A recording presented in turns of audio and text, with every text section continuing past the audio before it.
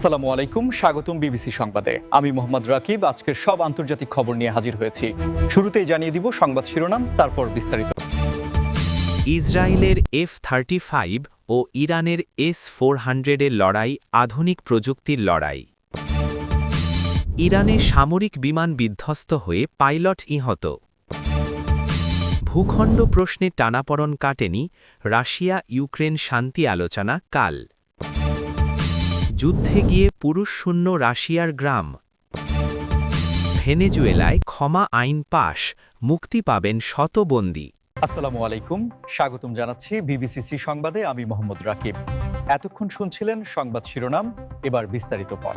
ইসরায়েলের সর্বাধুনিক fighter jet F-35 এবং ইরানের কাছে থাকা অত্যাধুনিক আকাশ প্রতিরক্ষা ব্যবস্থা S-400 এর মধ্যকার সম্ভাব্য লড়াইকে সামরিক বিশ্লেষকরা নিছক কোনো দুই দেশের যুদ্ধ হিসেবে দেখছেন না, বরং এটিকে দেখা হচ্ছে ২১ শতকের আধুনিক প্রযুক্তির এক চূড়ান্ত লড়াই হিসেবে, যেখানে জয় পরাজয় নির্ধারিত হবে সেন্সর, রাডার এবং আর্টিফিশিয়াল ইন্টেলিজেন্স বা কৃত্রিম বুদ্ধিমত্তার নিখুঁত হিসাব নিকাশের উপর।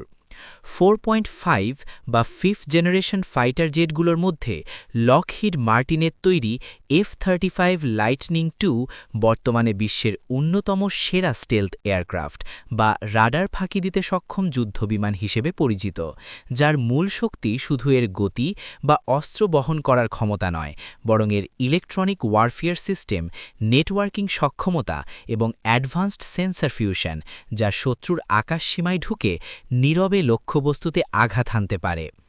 অন্যদিকে রাশিয়ার তৈরি S-400 ট্র্যাম্প সিস্টেমকে বলা হয় বিশ্বের অন্যতম শক্তিশালী এবং প্রাণঘাতী সারফেস টু এয়ার মিসাইল বা ভূমি থেকে আকাশে নিক্ষেপযোগ্য ক্ষেপণাস্ত্র প্রতিরক্ষা ব্যবস্থা, যা একই সঙ্গে কয়েকশো লক্ষ্যবস্তু ট্র্যাক করতে পারে এবং ড্রোন থেকে শুরু করে ক্রুজ মিসাইল কিংবা স্টেলথ ফাইটার জেট পর্যন্ত সবকিছু ধ্বংস করার দাবি রাখে। এখন প্রশ্ন হচ্ছে, যখন এই দুই দানবীয় প্রযুক্তির মুখোমুখি লড়াই হবে, তখন কার পাল্লা ভারী থাকবে?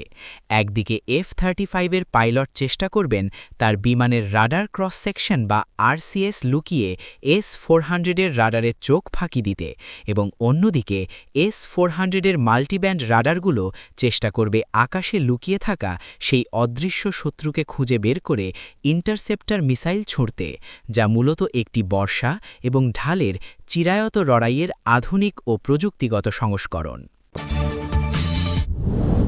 ইরানে সামরিক বিমান বিধ্বস্ত হয়ে পাইলট নিহত হওয়ার যে মর্মান্তিক খবরটি সামনে এসেছে, তা সামরিক এভিয়েশন বা বিমান চলাচলের জগতে লুকিয়ে থাকা প্রতিনিয়ত বিপদের একটি চরম বাস্তব চিত্র আমাদের সামনে তুলে ধরে, যেখানে সামান্য একটি যান্ত্রিক ত্রুটি বা মুহূর্তের ভুল সিদ্ধান্ত ডেকে আনতে পারে ভয়াবহ এক পরিণতি।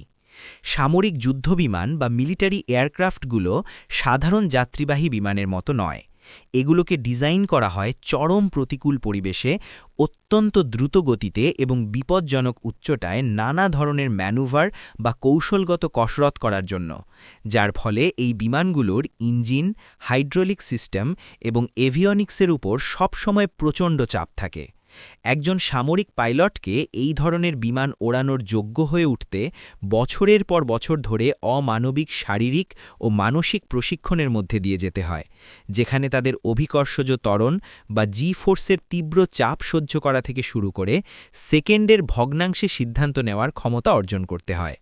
তাই যখন একটি সামরিক বিমান বিধ্বস্ত হয়ে কোনো পাইলটের মৃত্যু হয়, তখন সেটি শুধু একটি মেশিনের ধ্বংস নয়, বরং একটি দেশের জন্য একজন অত্যন্ত দক্ষ, প্রশিক্ষিত এবং অমূল্য মানব সম্পদের চিরতরে হারিয়ে যাওয়া, যা যে কোনো বিমানবাহিনীর জন্যই এক অপূরণীয় ক্ষতি। ইরানের ক্ষেত্রে এই দুর্ঘটনার পেছনে আরও কিছু গভীর কারণ থাকতে পারে বলে অনেক আন্তর্জাতিক এভিয়েশন বিশ্লেষক মনে করেন, যার মধ্যে অন্যতম হল দীর্ঘদিনের আন্তর্জাতিক নিষেধাজ্ঞা বা স্যাংশন, যার কারণে ইরানের বিমানবাহিনীর জন্য আধুনিক যন্ত্রাংশ বা খুচরা পার্টস সংগ্রহ করা অত্যন্ত কঠিন হয়ে দাঁড়িয়েছে। এর ফলে অনেক সময়ই পুরনো বিমানগুলোকে সচল রাখতে দেশীয় প্রযুক্তিতে তৈরি যন্ত্রাংশ ব্যবহার করতে হয়, অথবা একটি বিমান খুলে অন্য বিমানে লাগাতে হয়, যাকে ক্যানিবালাইজেশন বলা হয়। রাশিয়া এবং ইউক্রেনের মধ্যকার চলমান সংঘাতের অবসানের লক্ষ্যে আগামীকাল যে শান্তি আলোচনা অনুষ্ঠিত হতে যাচ্ছে তাকে ঘিরে আন্তর্জাতিক অঙ্গনে এক ধরনের মিশ্র প্রতিক্রিয়া এবং সতর্ক আশাবাদ তৈরি হলেও ভূখণ্ড বা টেরিটোরিয়াল কন্ট্রোলের প্রশ্নে যে গভীর টানাপড়েন রয়েছে তা এই আলোচনাকে কতটা সফল হতে দেবে তা নিয়ে বড়সড় প্রশ্ন থেকেই যাচ্ছে। যে কোনো আন্তর্জাতিক দ্বন্দ্বে, বিশেষ করে যখন তা দুই প্রতিবেশী রাষ্ট্রের মধ্যে হয়, তখন সবচেয়ে জটিল এবং স্পর্শকাতর বিষয় হয়ে দাঁড়ায় ভৌগোলিক সীমানা নির্ধারণ এবং জাতীয় সার্বভৌমত্বের অধিকার, যা কোনো পক্ষের জন্যই আলোচনার টেবিলে সহজে ছাড় দেওয়ার মতো বিষয় নয়। এই শান্তি আলোচনায় দুই দেশের প্রতিনিধি দল যখন মুখোমুখি বসবে, তখন তাদের সামনে শুধুমাত্র যুদ্ধবিরতির চুক্তিই থাকবে না, বরং থাকবে দীর্ঘমেয়াদী ভূ-রাজনৈতিক স্থিতিশীলতা, আন্তর্জাতিক বাণিজ্য রুটগুলোর নিরাপত্তা এবং সাধারণ মানুষের জীবনের নিরাপত্তা নিশ্চিত করার মতো অত্যন্ত ভারী সব এজেন্ডা। আন্তর্জাতিক মধ্যস্থতাকারীরা, যারা হয়তো এই আলোচনাকে সফল করার জন্য আড়ালে থেকে কাজ করছেন, তারা খুব ভালো করেই জানেন যে যুদ্ধক্ষেত্রে অর্জিত কোনো ভূখণ্ডকে কেবল একটি চুক্তির মাধ্যমে ফিরিয়ে দেওয়া বা ছেড়ে দেওয়া রাজনৈতিকভাবে কতটা অসম্ভব হতে পারে, কারণ এর সঙ্গে জড়িয়ে থাকে দেশের মানুষের আবেগ, জাতীয় গর্ব এবং রাজনৈতিক নেতৃত্বের ভবিষ্যৎ। তা সত্ত্বেও এই শান্তি আলোচনার গুরুত্ব অপরিসীম, কারণ এই দীর্ঘস্থায়ী সংঘাতের ফলে শুধু রাশিয়া বা ইউক্রেন নয়, বরং পুরো বিশ্ব অর্থনীতি এক ভয়াবহ বিপর্যয়ের সম্মুখীন হয়েছে। বিশ্বজুড়ে জ্বালানি তেলের দাম বৃদ্ধি, সাপ্লাই চেন বা সরবরাহ ব্যবস্থায় বিঘ্ন ঘটা এবং গমের মতো নিত্য প্রয়োজনীয় কৃষিপণ্যের সংকটের কারণে আজ পৃথিবীর প্রায় প্রতিটি দেশের সাধারণ মানুষ মুদ্রাস্ফীতির কষাঘাত সহ্য করছে।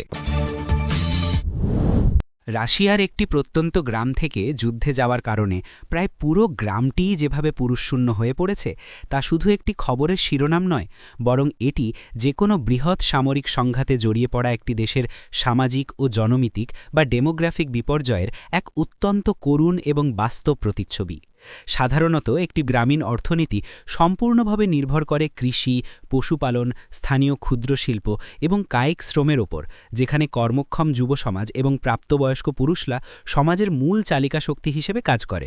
কিন্তু যখন রাষ্ট্রের প্রয়োজনে সেই পুরুষদের ব্যাপকভাবে সামরিক বাহিনীতে যোগ দিতে বা ফ্রন্টলাইনে যেতে হয়, তখন পুরো গ্রামটির আর্থসামাজিক কাঠামো মুহূর্তের মধ্যে ভেঙে পড়ে। এই পুরুষশূন্য গ্রামগুলোতে এখন বয়স্ক মানুষ, নারী এবং শিশুদের ওপর এক অভাবনীয় এবং বিশাল দায়িত্ব এসে পড়েছে। যে নারীরা একসময় হয়তো শুধুমাত্র গৃহস্থালির কাজ বা হালকা কৃষিকাজ করতেন, তাদের এখন ট্র্যাক্টর চালাতে হচ্ছে, ভারী ফসল কাটতে হচ্ছে, স্থানীয় বাজার পরিচালনা করতে হচ্ছে এবং একই সঙ্গে তাদের পরিবার ও সন্তানদের একা হাতে সামলাতে হচ্ছে। এটি দ্বিতীয় বিশ্বযুদ্ধের সময়কার সেই ঐতিহাসিক স্মৃতিগুলোকে পুনরায় সামনে নিয়ে আসে, যখন বিশ্বের বিভিন্ন দেশের হাজার হাজার গ্রাম একইভাবে পুরুষশূন্য হয়ে পড়েছিল এবং সমাজের পুরো ভার নারীদের কাঁধে এসে পড়েছিল, যা তাদের অভাবনীয় মানসিক দৃঢ়তা ও টিকে থাকার লড়াইকে প্রমাণ করেছিল। তবে এই লড়াইয়ের একটি গভীর মনস্তাত্ত্বিক দিকও রয়েছে। গ্রামের প্রতিটি বাড়িতে এখন বিরাজ করছে এক অজানা আতঙ্ক আর শঙ্কার অদ্ভুত নীরবতা, যেখানে মায়েরা তাদের সন্তানদের জন্য, স্ত্রীরা তাদের স্বামীদের জন্য এবং শিশুরা তাদের বাবাদের সুস্থ অবস্থায় ফিরে আসার অপেক্ষায় প্রতিদিন পোস্টম্যানের দিকে বা সংবাদের দিকে চাতক পাখির মতো তাকিয়ে থাকে। দক্ষিণ আমেরিকার দেশ ভেনেজুয়েলায় সম্প্রতি যে বিশেষ ক্ষমা আইন বা অ্যামনেস্টি ল পাশ করা হয়েছে, যার মাধ্যমে শত শত কারাবন্দীকে মুক্তি দেওয়ার সিদ্ধান্ত নেওয়া হয়েছে, তা দেশটির অভ্যন্তরীণ রাজনীতি, মানবাধিকার পরিস্থিতি এবং সামাজিক ন্যায় বিচারের প্রেক্ষাপটে একটি অত্যন্ত তাৎপর্যপূর্ণ ও যুগান্তকারী পদক্ষেপ হিসেবে বিবেচিত হচ্ছে। যে কোনো দেশের বিচার ব্যবস্থায় ক্ষমা আইন বা সাধারণ ক্ষমা ঘোষণার বিষয়টি অত্যন্ত জটিল এবং এর পেছনে সাধারণত রাজনৈতিক পুনর্মিলন, কারাগারগুলোর উপর থেকে অতিরিক্ত চাপ কমানো এবং সমাজের মূল স্রোত থেকে বিচ্ছিন্ন হয়ে পড়া মানুষদের দ্বিতীয় একটি সুযোগ দেওয়ার মতো মহৎ উদ্দেশ্যগুলো কাজ করে। ভেনেজুয়েলার মতো দেশে, যেখানে গত কয়েক বছর ধরে তীব্র অর্থনৈতিক সংকট, চরম মুদ্রাস্ফীতি এবং রাজনৈতিক অস্থিরতার কারণে সমাজ ব্যবস্থা অনেকটাই বিপর্যস্ত, সেখানে কারাগারগুলোতে ধারণ ক্ষমতার চেয়ে বহুগুণ বেশি বন্দী থাকাটা এক মারাত্মক মানবিক সংকটে পরিণত হয়েছিল। অতিরিক্ত ভিড়, অপর্যাপ্ত চিকিৎসা ব্যবস্থা মিথ্যা এবং অস্বাস্থ্যকর পরিবেশের কারণে বন্দীদের মানবাধিকার চরমভাবে লঙ্ঘিত হচ্ছিল বলে বিভিন্ন আন্তর্জাতিক মানবাধিকার সংস্থা দীর্ঘদিন ধরে উদ্বেগ জানিয়ে আসছিল। এই নতুন ক্ষমা আইনের ফলে যে শত শত বন্দী মুক্তি পেতে যাচ্ছেন তাদের পরিবারগুলোতে এখন আনন্দের বন্যা বইছে, কারণ দীর্ঘ প্রতীক্ষার পর তারা তাদের প্রিয়জনদের আবার নিজেদের মধ্যে ফিরে পাওয়ার এক সোনালী সুযোগ পাচ্ছেন। তবে সমাজবিজ্ঞানীরা এই পদক্ষেপের একটি চ্যালেঞ্জিং দিকও তুলে ধরেছেন। এই মুক্তিপ্রাপ্ত বন্দীরা যখন সমাজে ফিরে আসবেন তখন এই তীব্র অর্থনৈতিক সংকটের মধ্যে তাদের পুনর্বাসন এবং কর্মসংস্থানের ব্যবস্থা করা রাষ্ট্রের জন্য এক বিশাল বড় পরীক্ষা হয়ে দাঁড়াবে।